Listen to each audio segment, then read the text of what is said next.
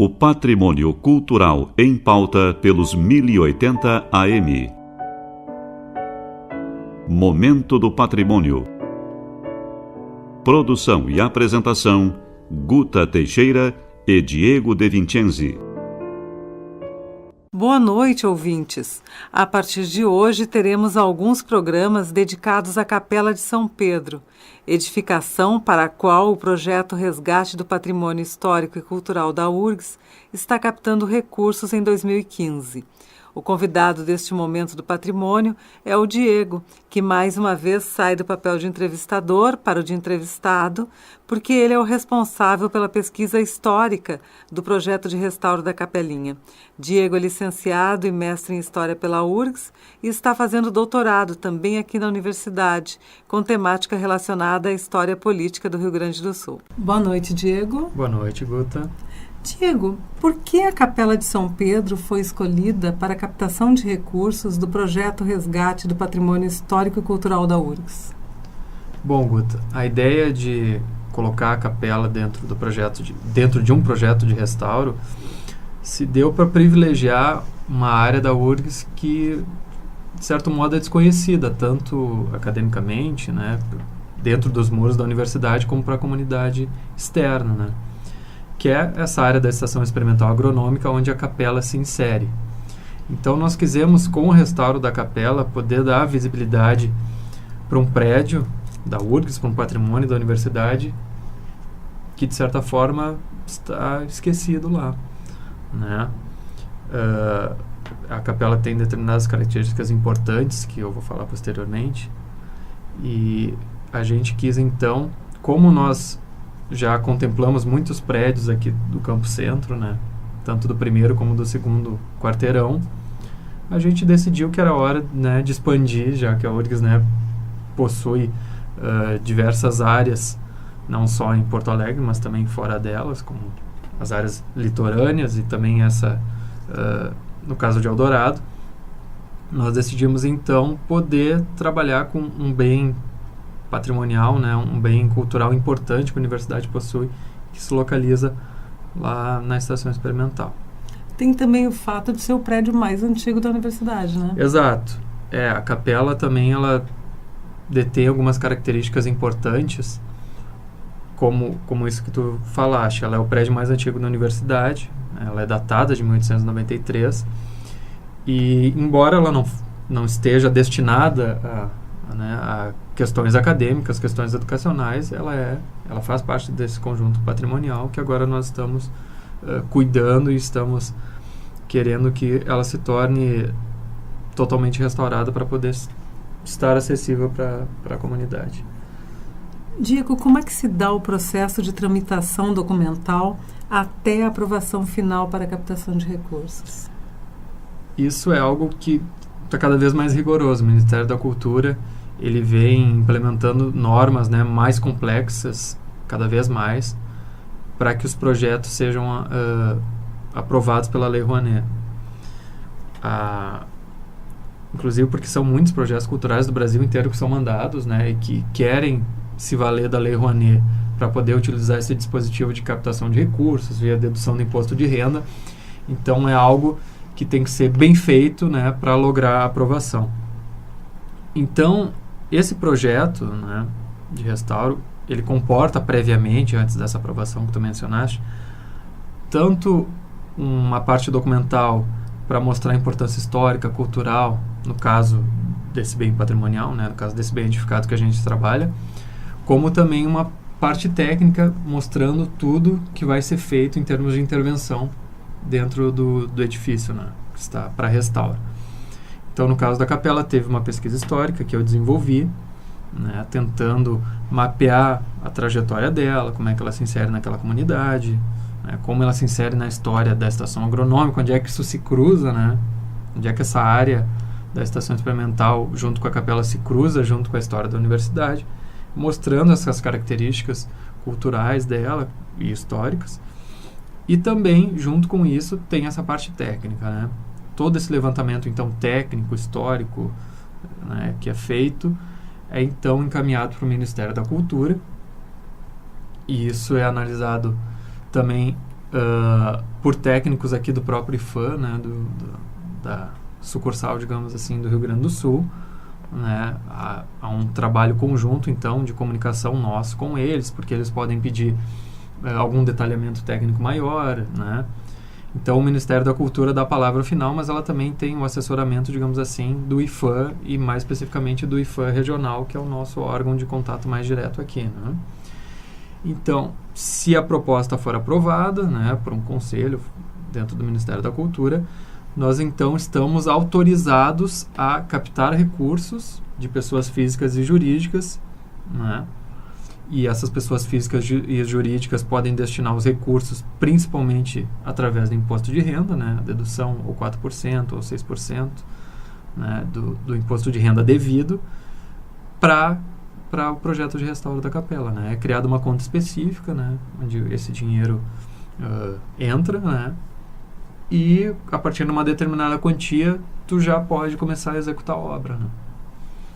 Então esse é o trâmite básico, assim, claro, depois disso, então daí com a execução da obra, com a empresa que ganhou a licitação, né, que então não é um trabalho da equipe da URGS, né, é um trabalho feito através de uma empresa que ganha uma licitação, né, especializada nessa parte de intervenções em patrimônio histórico, patrimônio edificado, né, cumprindo diversas exigências que também somos nós que criamos, né, em termos de obrigações que essa empresa tem que ter e o modo como ela tem que trabalhar.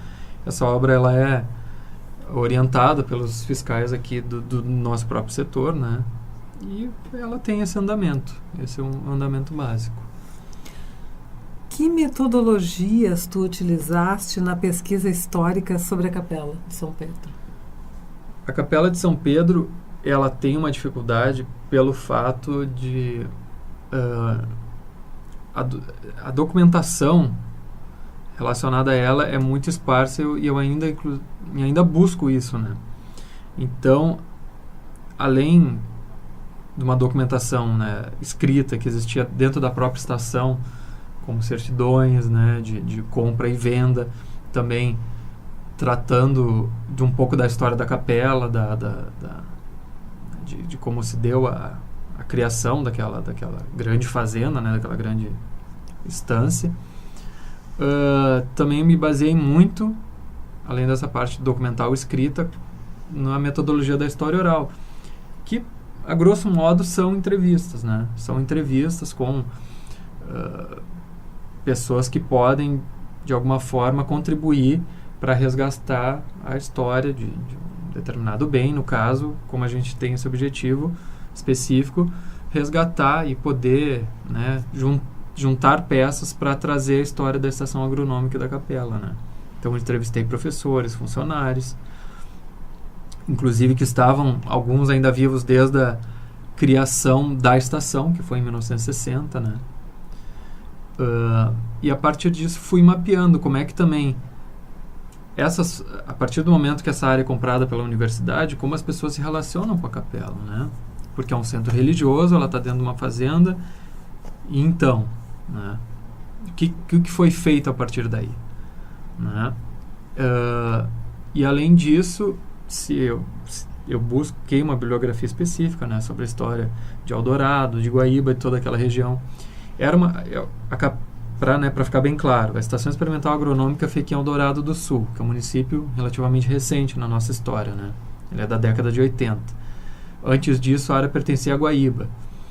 E essa área, quando era ainda pertencente a Guaíba, era uma área de troperia, né? Uma área de caminhos de tropeiros que faziam, né, a venda do gado, a venda do charque.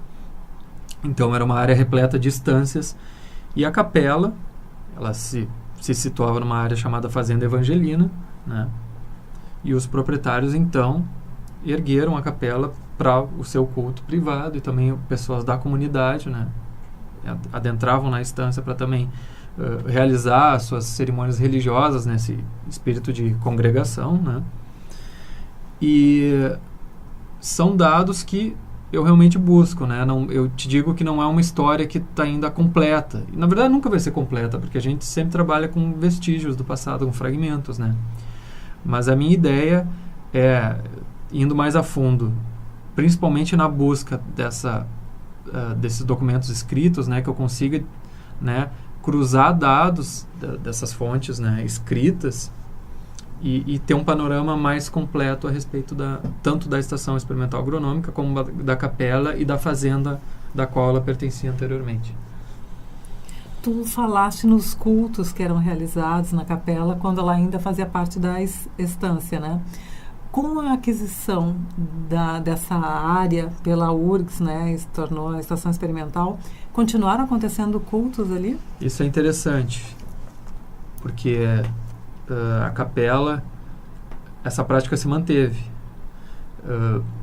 Antes existia o município de Minas dos Ratos, que depois se tornou Arroio dos Ratos, né? E havia um padre que realizava cerimônias religiosas lá na capela. Ele vinha, e muitos, inclusive, trabalhadores da capela, né, da estação, eram de Minas dos Ratos, né?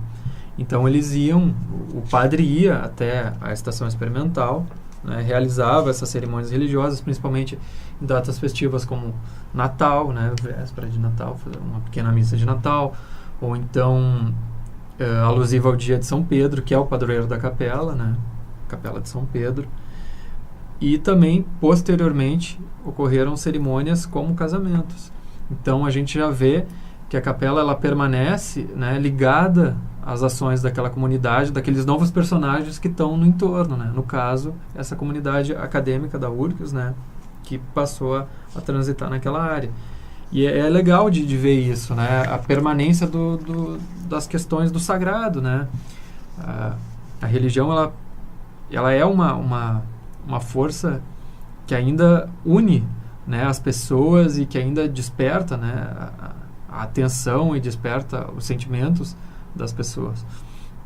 E elas se relacionam com a capela de diversas formas, né? Alguns professores casaram lá dentro, algumas mulheres de funcionários cuidavam pelo zelo da capela, né, para que ela ficasse limpa e asseada, né? Faziam uma coleta para doações ali também, para que pequenas reformas fossem implementadas. Alguns funcionários provavelmente não se relacionavam com a capela também, porque tinham outra religião, enfim, né, não eram vinculados a ela. Então é legal de ver também essa variedade de formas de relacionar com o sagrado, com o religioso. E esse sagrado, ele tem como base, ele tem como base material exatamente esse templo, né, esses templos religiosos. Que a capela é um exemplo disso, né? Mas que também ela é uma entre diversos desses edifícios eclesiásticos, né? Desses templos religiosos espalhados pelo Rio Grande do Sul. Ela é uma capela rural, né? Simples, né? Sem muitos adornos, sem nenhuma grande ornamentação.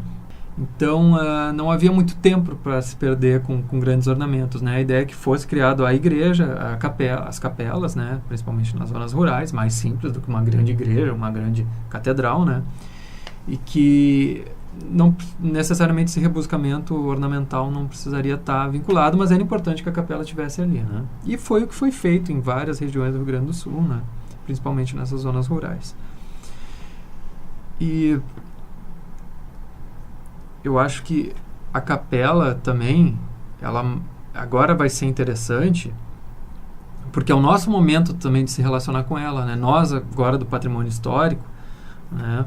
Também a ideia é que com o restauro nós tenhamos um memorial dedicado à história da Estação Experimental Agronômica, à história da fazenda, à história da capela, né? Que a gente faça atividades culturais também, que a gente possa levar as pessoas para conhecer esse local, porque não adianta também, né, o que a gente sempre frisa aqui em vários diálogos que a gente tem, né, e todos os convidados inclusive frisam isso, que o patrimônio, a base dele é essa questão de identificação, né, de criação de um laço afetivo. Ela tem que te despertar algum sentimento para que tu torne aquilo relevante e a partir disso queira preservar. Então a capela, exatamente por essa dificuldade geográfica, essa dificuldade, né, de conhecimento mesmo em relação à própria área da estação e do que tem lá, como eu já referi anteriormente, né, e as pessoas né, gostam de ir lá. Umas 2 semanas atrás eu fui com o pessoal do jornalismo aqui na URGS, vão fazer uma reportagem sobre a capela, desconheciam o local. Então, é legal, agora é o nosso momento de toda a comunidade acadêmica, né, principalmente, se apropriar realmente desse espaço, né, e poder se relacionar com ele para que ele seja preservado.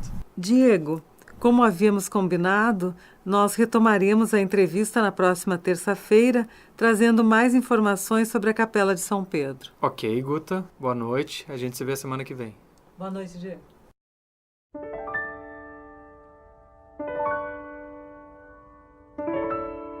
Conversamos hoje com Diego De Vincenzi, que é o responsável pela pesquisa histórica do projeto de restauro da Capela de São Pedro, edificação para a qual o projeto Resgate do Patrimônio Histórico e Cultural da URGS está captando recursos em 2015.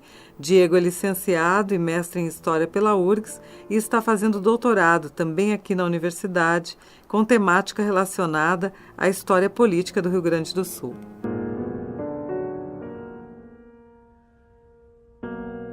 Momento do Patrimônio é uma realização do setor de patrimônio histórico da Superintendência de Infraestrutura da URGS. Produção e apresentação, Guta Teixeira e Diego De Vincenzi. Gravações, Jefferson Gomes. Edição, Kleber Trindade. E mesa de áudio, Jefferson Gomes. Boa noite a todos e feliz semana.